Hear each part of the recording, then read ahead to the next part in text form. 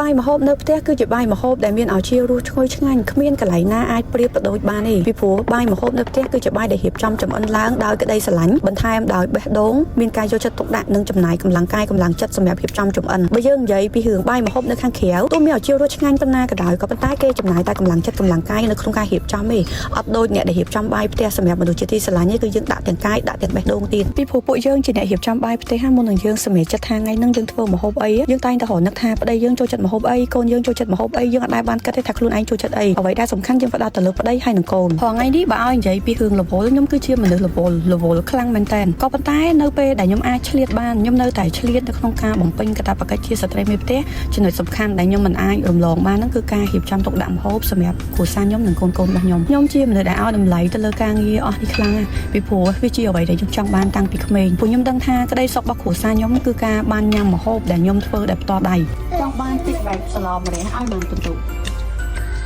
យាយគាត់និយាយក៏ហត់គាត់9កន្លះលើ10កន្លះទៀតទៅណាកន្លះទៀតញ៉ាំផង